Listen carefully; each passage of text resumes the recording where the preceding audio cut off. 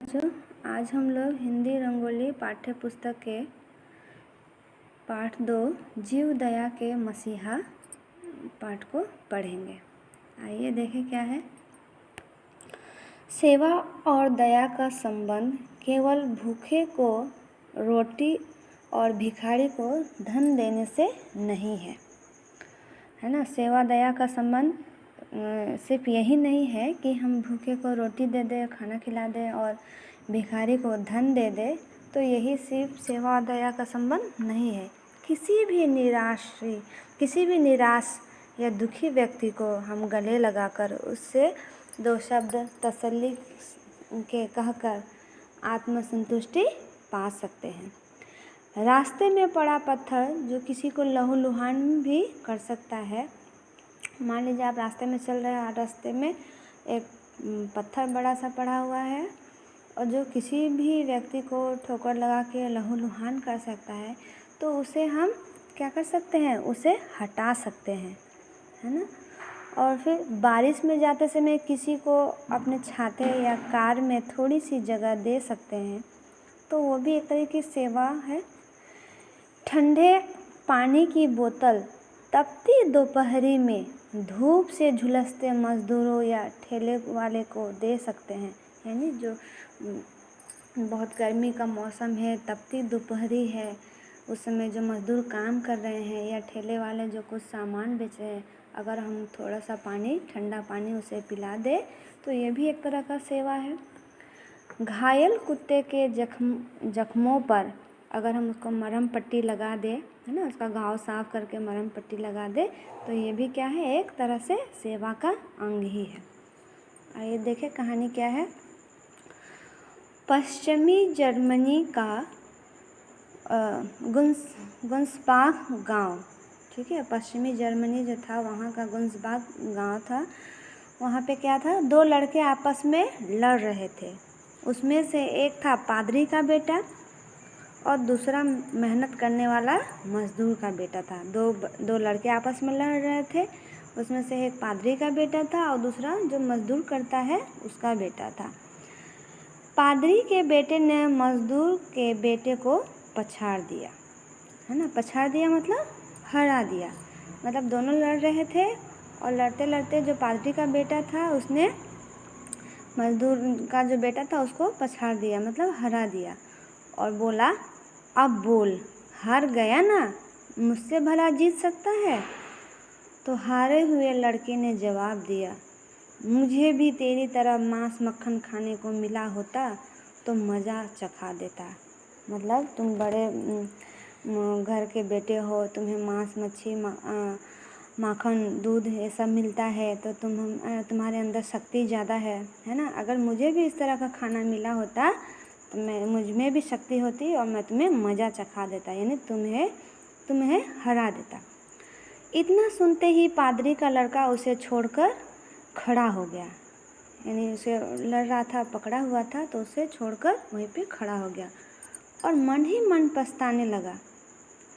ठीक है, फिर क्या हुआ, ठान लिया कि अब से वही खाना खाऊंगा जो मज़दूर लोगों को मिलता है।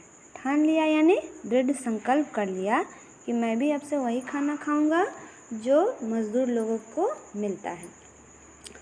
तो रात में जब उसकी माँ ने उसे खाना परोसा तो वो बोल रहा है, माँ मुझे रात वाली प्रार्थना पसंद नहीं है।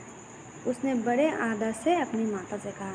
यानी रात में वो भगवान से प्रार्थना करता है ना, तो वो अपनी माँ से कहता है कि आप जो प्रार्थना करवाती हैं मुझसे वो मुझे पसंद नहीं है। तो क्यों बेटा, तू ईश्वर को क्यों नहीं मानता? उसकी माँ कहती, बड़ी आश्चर्य से पूछती है उसकी माँ, क्यों बेटा, क्या तुम ईश्वर को नहीं मानता? तो वो बेटा कहता है, तुम्हारी प्रार्थना बहुत सीमित है, मतलब एक सीमा के अंदर ही है, ठीक है।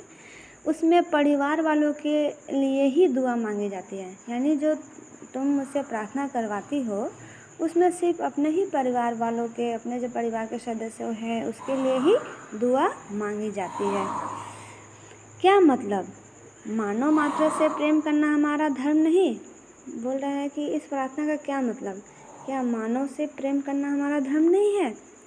मैं चाहता हूँ कि हमारी प्रार्थना सारे जीवों, पशु पक्षियों तक के लिए होनी चाहिए। यानी हमारी जो प्रार्थना है उसमें सभी जीवों के लिए, सभी पशु पक्षियों के लिए दुआ होनी चाहिए उसमें। उस दिन से वह अपनी प्रार्थना अलग से करने लगा। उसके बाद वो अपनी माँ के बताए हुए प्रार्थना नहीं करता था, वो खुद से ही अपना प्रार्थना अलग करने लगा। एक दिन वह घर पर बैठकर बहुत काम कर रहा था।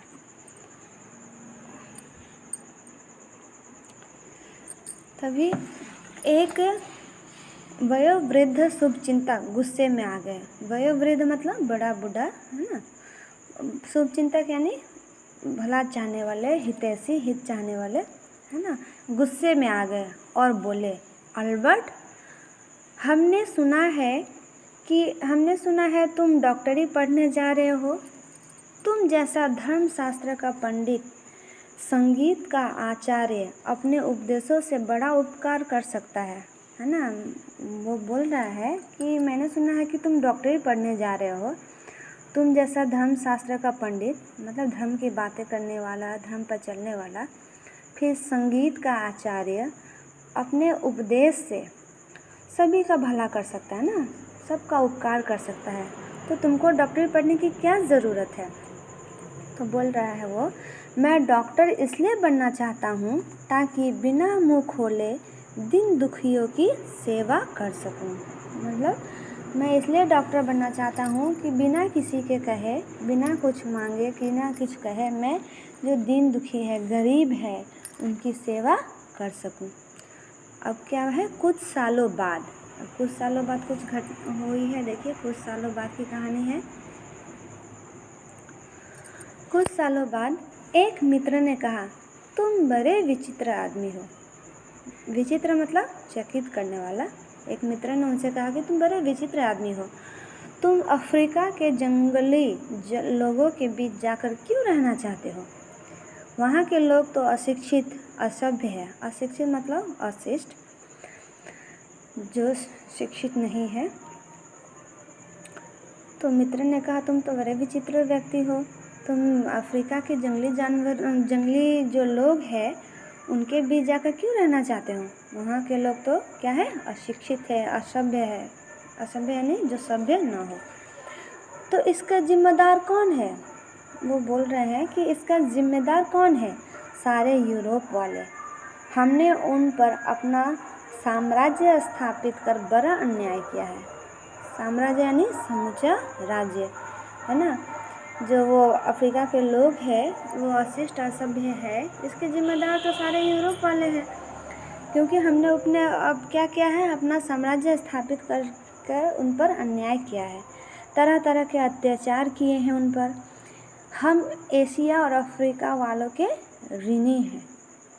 हम एशिया और अफ्रीका वालों के ऋणी हैं। आज हम उनके लिए कुछ भी करें तो यह उपकार नहीं प्रायश्चित होगा, है ना, यानी पछतावा होगा।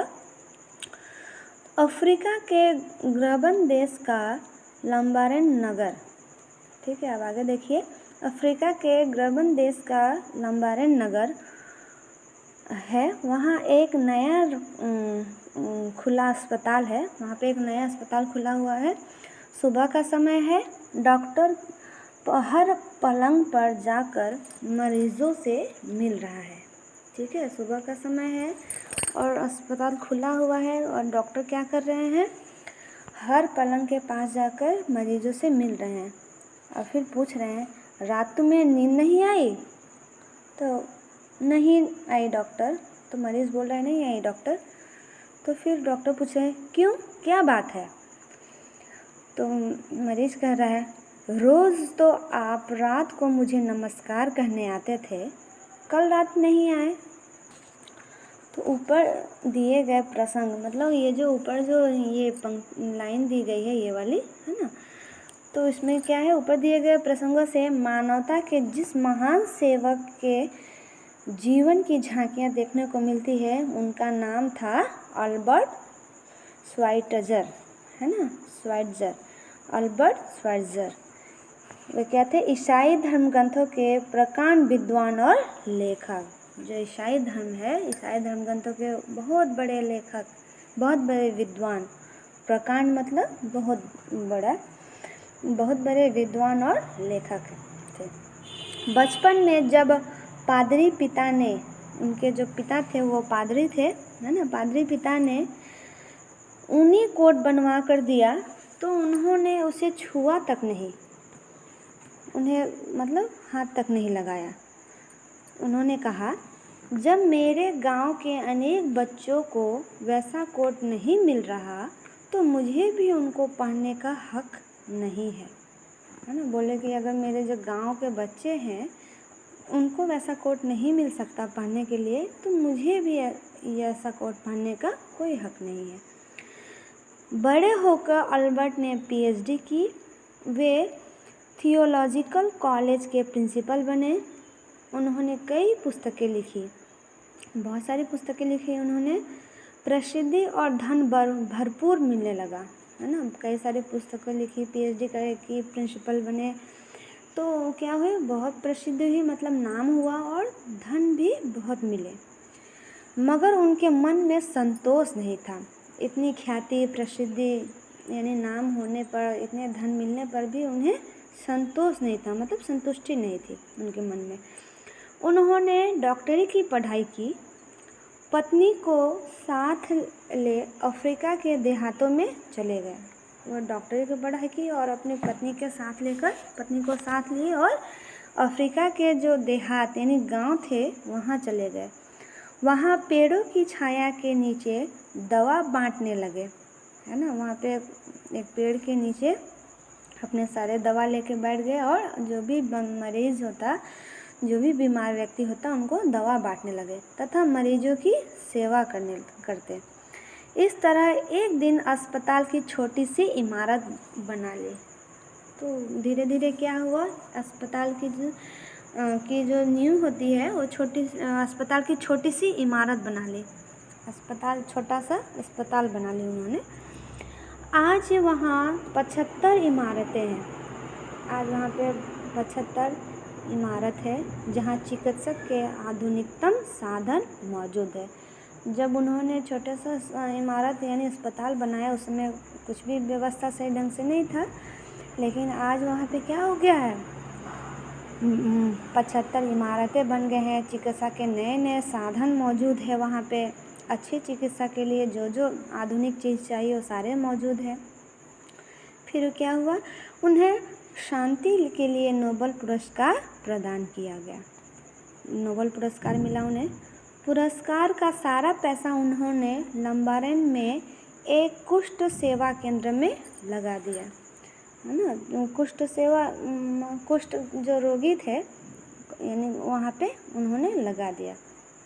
उस कुष्ठ सेवा केंद्र में अपना सारा पुरस्कार का पैसा उनमें लगा दिया। उस क्षेत्र के रूढ़िग्रस्त यानी पुरानी प्रथाओं को मानने वाला, रूढ़िग्रस्त दिन दुखी निवासियों के लिए उन्होंने जो काम किया उसे कौन भुला सकता है। यानी यहाँ के जो दुखी व्यक्ति थे, दिन दुखी व्यक्ति थे, उनके लिए जितना भी काम किया उस काम को कोई नहीं भुला सकता। एक बार पेचिस का रोग लंबारेन और दूर दूर तक फैल गया। अस्पताल में मरीजों के झुंड आने लगे, है ना। पेचिस का रोग चारों तरफ फैलने लगा तो अस्पताल में मरीज की संख्या बढ़ने लगी, झुंड के झुंड लोग आने लगे, मगर मदद के लिए कोई राजी नहीं था। यह देखकर अल्बर्ट श्वाइट्जर उठे और बोले, मैं कैसा मूर्ख हूँ जो इन जैसे जंगली लोगों के बीच आ बसा। मतलब यहाँ पे उनकी कोई सेवा नहीं, कोई देखभाल नहीं करता, कोई उसका इलाज नहीं करता, तो मैं इस ऐसे व्यक्तियों के बीच में कहाँ आ गया। यह सुनकर उनके अफ्रीकी सहयोगी जोसेफ ने कहा, है ना, अफ्रीकी के जो डॉक्टर थे सहयोगी, उन्होंने कहा, जोसेफ ने कहा, डॉक्टर, यहाँ धरती पर आपकी गिनती बड़े मूर्खों में है, लेकिन स्वर्ग में बड़े विद्वानों में की जाएगी।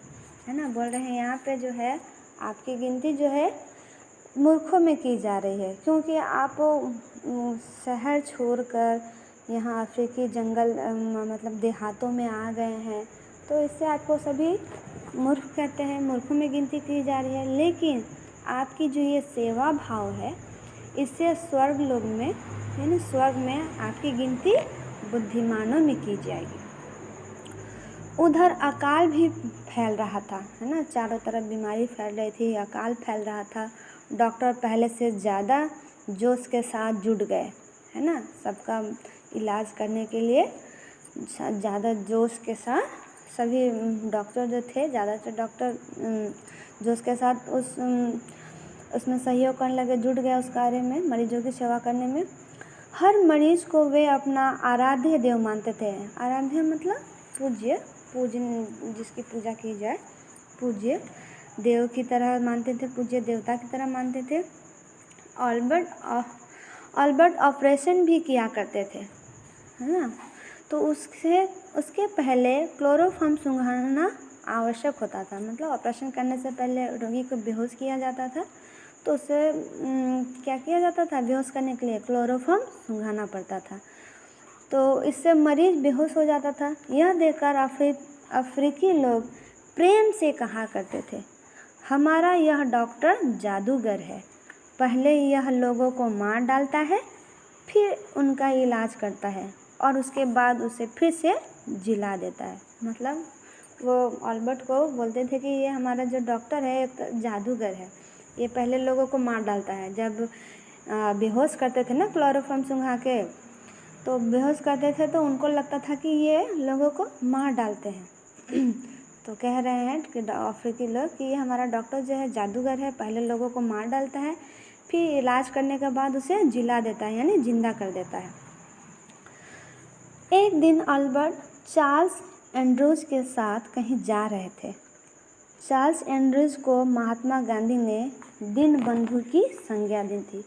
महात्मा गांधी ने चार्ल्स एंड्रूज को क्या चीज़ की संज्ञा दी थी, दीनबंधु की, यानी दीन लोगों का मित्र, यानी दुखियों का मित्र। रास्ते में बर्फीला मैदान था, जिस रास्ते से गुजर रहे थे वो कैसा था रास्ता, बर्फीला मैदान था। चलते चलते अल्बर्ट अचानक रुक गए। जा रहे थे, चलते चलते वो अचानक रुक गए। वह देखो, वह देखो, वो जोर से बोले कि वह देखो, वह देखो। अल्बर्ट ने कहा, एक कीड़ा रेंग रहा था, है ना, वहाँ से गुजर रहा था, धीरे धीरे रेंग रहा था। अल्बर्ट ने कीड़े को उठाया और सड़क से अलग एक और रख दिया, धीरे से उठाया और एक और साइड में रख दिया, जिससे किसी के पैरों तले वो कुचला ना जाए, मारा ना जाए। और बोले, यहाँ यह सुरक्षित है। सुरक्षित है मतलब हर तरह से भली भांति वो उसकी रक्षा की गई है, मतलब अब किसी तरह का खतरा नहीं है। उसको एक साइड में रख दिया कीड़े को। सड़क पर रहता तो किसी का पैर पड़ जाता और यह मर जाता, है ना। एक तरह से उन्होंने कीड़े की क्या की, सहायता की, रेंगते हुए कीड़े की जान बचा दी कि वो रास्ते में पड़ा रहता तो किसी के पैरों तरह कुचला जाता और वो मर जाता, तो उन्होंने उठाकर साइड में रख दिया जिससे उसकी जान बच जाए। मनुष्य और जीवों की सेवा करने वाले इस मसीहा का 90 वर्ष की आयु में स्वर्गवास हो गया, यानी 90 वर्ष की आयु में इनकी मृत्यु हो गई। अल्बर्ट श्वाइट्ज़र सेवा और जीव दया के मसीहा के रूप में सदा याद रहेंगे। उन्होंने जिस तरह से सभी दीन दुखियों की सेवा की, है ना, तो इसके लिए उन्हें सदा ही याद रखा जाएगा। आशा है बच्चों आपको ये समझ आ गया होगा। धन्यवाद।